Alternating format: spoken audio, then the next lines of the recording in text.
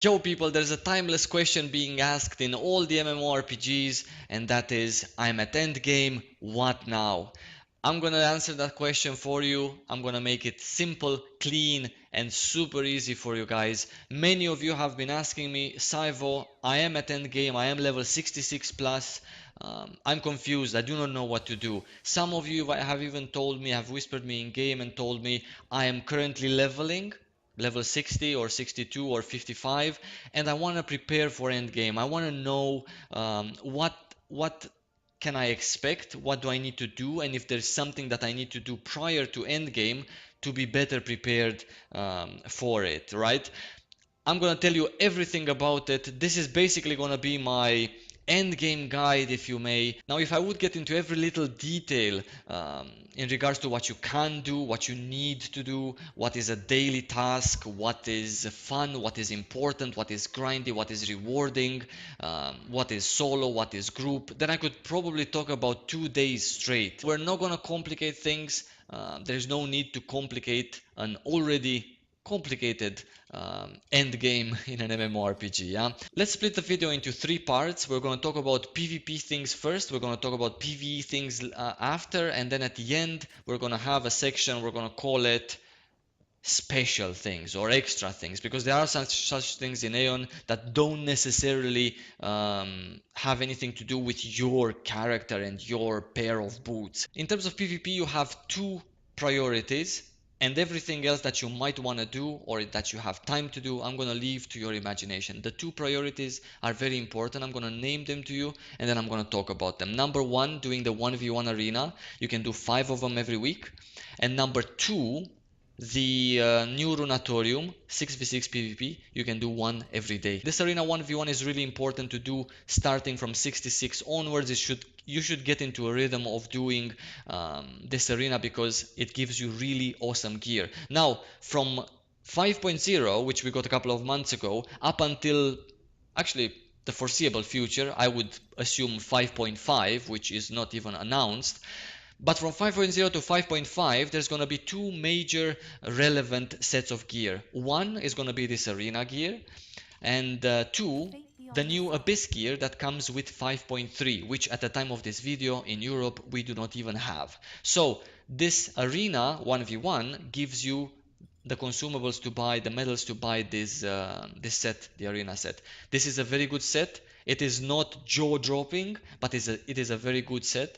Um, so yeah, you should be focusing on doing all of your arenas. I know it's hard at the beginning. You come from leveling, you do not have any gear. It's all good. You can stay in the arena AFK if you don't want to play. You can queue up at times in which the geared people do not queue up. Or if you don't mind losing, you can just try to play. Maybe you find yourself versus an alt, which is AFK, and then instead of 20 arenas that you get, 20 medals that you get for a loss, you're gonna get 40 medals for a win. Let's say you win half of the month, you win 2 weeks. That means 10 arenas you win. 10 arenas multiplied by 40 tokens, that's 400 tokens. And the other 10 arenas you lose, because that's just how it is. Yeah, that's losing multiplied by 10 times, which is 2 weeks, that's 200. So 400 plus 200, that's 600 medals per month. Now, I told you to start at 66 because you need to gather these medals. As you can see, things do not come easily in AION.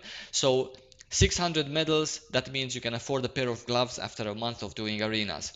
Don't panic, I know it sounds like a long time, but this gear, first of all, is gonna last you for a very long time.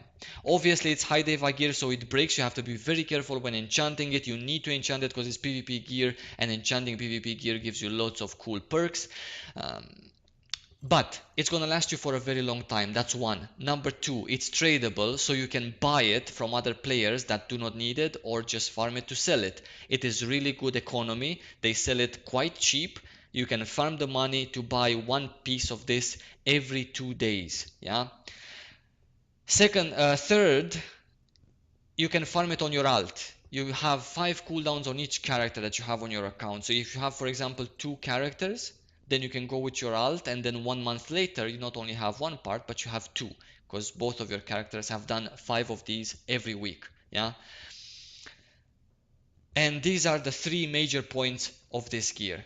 You can do it on your alt, you can buy it from other people, and it's gonna last you for a very long time, and you do have a long time to acquire it. There's no rush. It's not like everyone has it and you're late to the party. No way. You can have this, you can farm this gear for the next 6 months without worrying about any single problem that you're going to be left behind with gear or of some sort. So this is really good PvP gear. Let's quickly go to the Runatorium Ruins. Runatorium Ruins, the new Runatorium obviously gives you the new accessories. These are the new accessories. They are mythical, they are PvP accessories. They are good accessories. They are not jaw-dropping, same as the arena armor and weapons, but they are really good accessories. Yeah, the Abyss accessories that are gonna come in 5.3 are obviously better because they're obviously 10 times harder to acquire.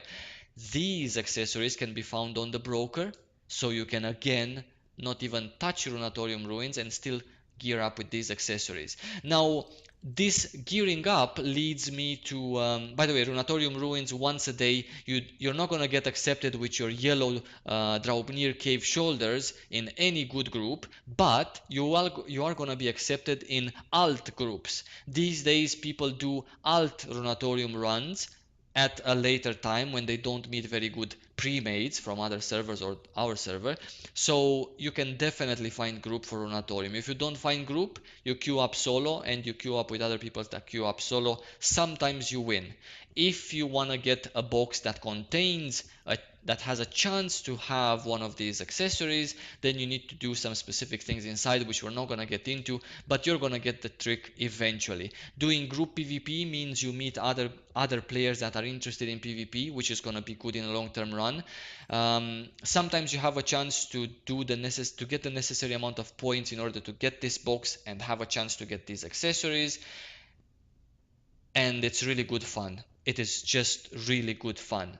You are most of the times gonna get destroyed, just like in the 1v1, but continue doing it because it is really worth it. These accessories are really great to have, really great, especially for a starter at level 66. Amazing. You can use them in PvE as well. You don't need to enchant them for the time being. First focus on getting them, then you can focus on enchanting. Yeah, cool. So these are the two things PvP related. My god, I think I talked about 20 minutes. In any case, PvP is done. Rest of the PvP time that you might have, maybe you play 7 hours every day, do whatever you wish. I leave it up to your imagination, but do these two things are really important. In terms of PvE content, same as I recommended you 2 essential PvP things, I'm gonna recommend you 2 essential PvE things. So, you get to 66, you're confused, you're lost, you're lonely. I recommend starting with Elemental Lord's Laboratory and Adma Ruins in order for you to get some PvE gear, which is mythical and gives you some decent stats. So these two dungeons are kind of the same, and I recommend you doing 2 of each weekly. You get gear really fast and then you can continue with playing your own PvE game. The second thing I'm going to recommend in terms of PvE, it's not for gearing up, it's for experience and fun and getting used to transformation skills for level 75, is this one here. Rift of Oblivion. I have a video on Rift of Oblivion, so you should watch that one as well. Rift of Oblivion, you can do it once every day, and it's really awesome experience. So these are the 2 quintessential things that I would do if I would be brand new at 66 endgame. Yeah, the more you level up, the more you're not gonna need gear from Adma and Elemental Lord. The more you're gonna gather your ancient coins. I don't know if I have any, don't have any on this chart. Ancient coins are a currency that is used for purchasing this mythical gear, which this one should come as an upgrade to your Elemental Lord and Adma Ruins gear a bit later on during the leveling process. Hopefully by the time you get to 70, you're gonna have enough ancient coins or Kina to buy. Remember, every single piece of high Deva gear, 66 plus, is most likely tradable. So you're gonna have enough Kina if you grind, if you do your things, if you play, to buy this set from the broker or to afford the ancient coins for it.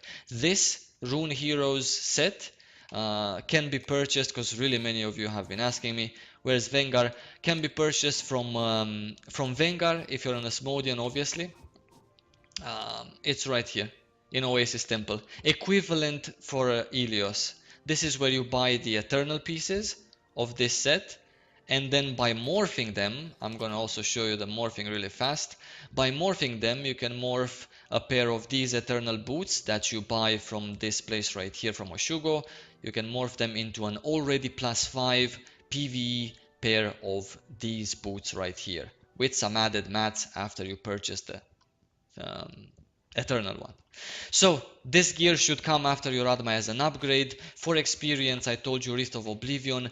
Everything else, I know there's a ton of other content, but as I promised you at the beginning, it's not essential. Everything else, maybe you want to do a Kroban, maybe you want to do a, I don't know, Arkal's Hidden Space, a library with your friends, is either boring, unrewarding, too hard, you're not going to get accepted, not every class has an easy way getting into that particular content, or is just unrewarding in terms of what you actually need for the game.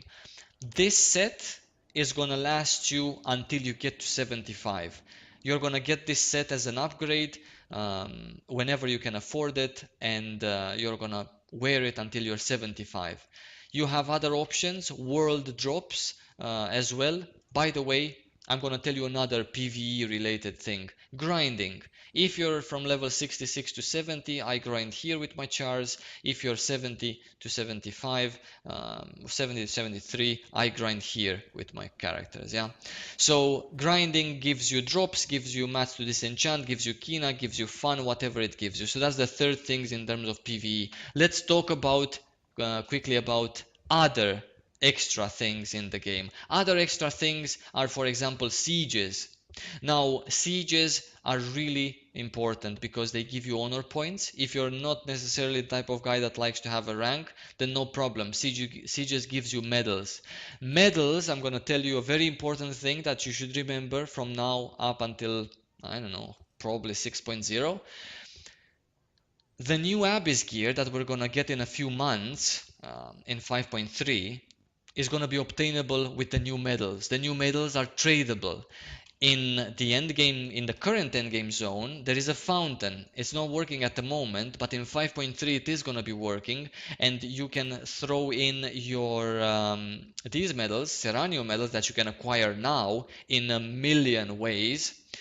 You can throw them in the fountain to get the new medals. The new medals are going to be extremely expensive. So if you want to prepare for the future, then I would definitely suggest farming these Seranium medals. If you're a new player, even better. You can get about 150 of them from Acheron and 150 of them from Vengar, or whatever the equivalent is, Signia for Ilios.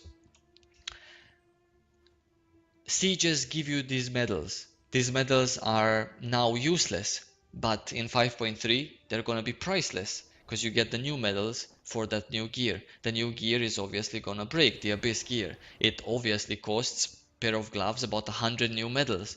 Super rare to get, and they're gonna be super expensive. Farming these medals and having thousands by the time 5.3 comes is a big plus for you. Whether you want the money so you can buy arena gear, whether you want the money so you can enchant your current gear, whether you want the money so you can enchant your PvE gear, or whether you want to just buy the new Abyss pieces and own, that's up to you. These medals can be acquired from Steelwall Bastion PvE dungeon, just saying it as an extra. Stillwall Bastion PvE, 24 man, find a premade, lots of groups looking for people, make some friends, you're gonna hear and meet lots of people, and it's pretty fun to do. Everyday resets. Sieges, there you go ahead and do them. Other 6v6 PvP content, go ahead and do it. These all come into extra, but are really important for the foreseeable future. Almost forgot very important thing, the cash shop. Everything we just talked about, the cash shop makes it 10 times easier and 10 times faster. At least 10 times, if not more. So if you have real money and you want to deposit, if it's your passion and you just want to do it every month or for your birthday or whatnot, you can buy obviously reset scrolls for the arena I just mentioned. the 1v1. You can buy your Runatorium accessories that I just mentioned. You can buy reset scrolls for Rift of Oblivion, the PvE dungeon with lots of XP, and level up fast. Or you can even buy all the ancient coins or the set already made, already enchanted even, if you have real money to deposit and transform into game money. That's about it, guys. See how easy it was?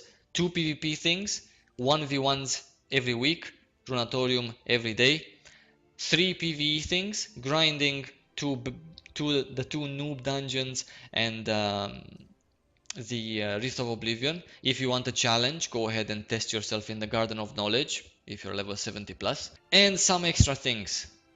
Extra things, I mean everything that gives you Seranium medals. That's the extra thing. I wish you guys lots of love in the meantime. Until my next video, and see you soon.